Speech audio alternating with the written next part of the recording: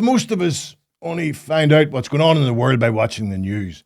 And most of us do that with no critical questions being asked. We presume what we're getting fed is the truth. Well, during the week, we had yet another example of just how biased the BBC's reporting of the Gazan conflict has become.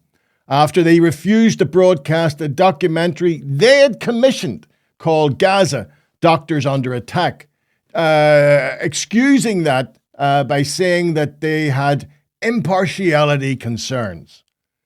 This from an organisation which has forever tarnished its journalistic credentials by slavishly following a pro-Israeli agenda and selectively reporting the conflict to skew the public in that direction.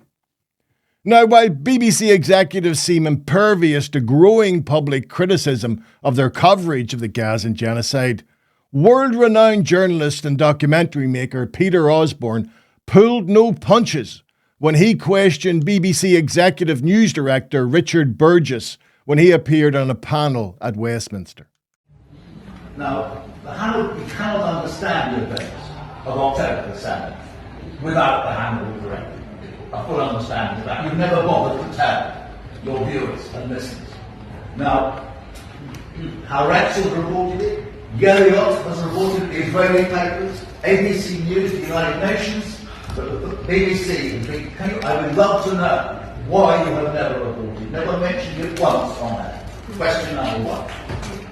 Question number two. This report reveals that the BBC has only once, in passing, mentioned Adahia, and you cannot understand what is going on in Gaza, has been going on for the last almost 2 years, without knowing that the Adahia doctrine is an official Israeli doctrine which licenses indiscriminate destruction of civilian assets, including people, in order to terrify the other side into resistance. The BBC has never once mentioned, except in passing, why not? It's a grotesque omission, I would have thought, but I would love to get your explanation. We now come on to the fact that, to begin with, the BBC scarcely reported the genocidal comments made by the most senior Israeli politicians, including, never apparently, according to this report, the Amalek remarks, the genocidal remarks of Netanyahu. So you never educated your audience about the genocidal remarks, and according to this report, on 100 occasions, you've closed down references to genocide by your guests. This makes you complicit, my lord.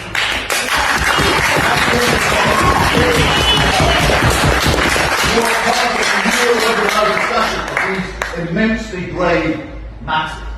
You, the BBC, become complicit in them. Bear that in mind. I just want to mention one other thing. And I can't believe what I'm going to say. This figure of 6%, 170 something journalists murdered by Israel.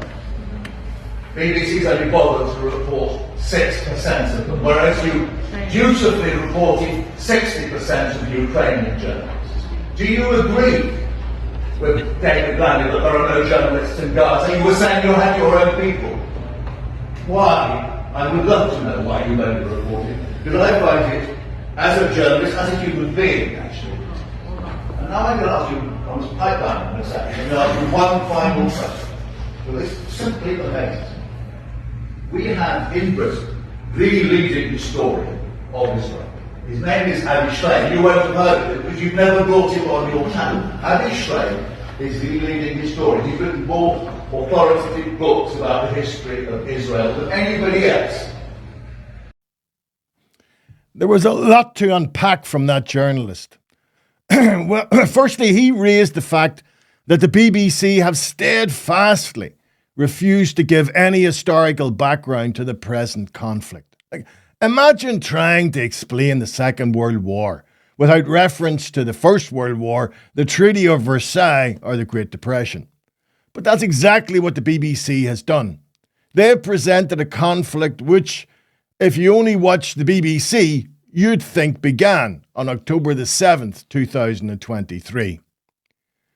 Osborne then asks why the BBC only once, in passing, mentioned the Israeli policy of indiscriminately attacking both Palestinian buildings and people in their attempt to terrorise that population into submission.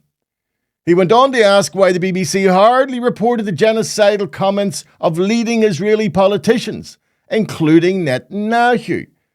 You don't have to look far to find those clips where a top Israeli minister said that, yes, he was going to cut off all medical, water and food from the population in Gaza, something they have subsequently done while the world remains quiet.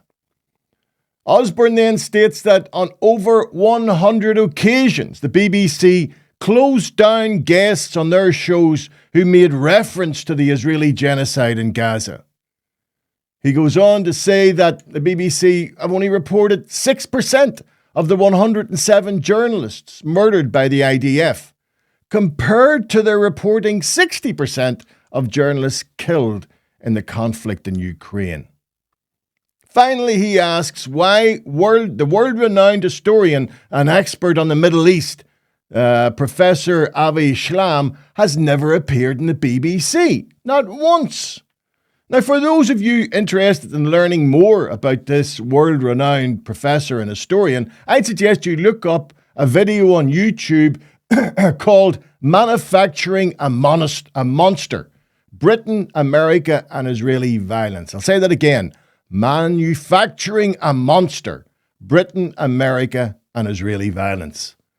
The very title of that video, I'd argue, is the reason the BBC has refused to have Professor Shlam on, whilst it has given hours of screen time to the Israeli ambassador to the UK, which she has used to excuse the atrocities being perpetrated by the IDF.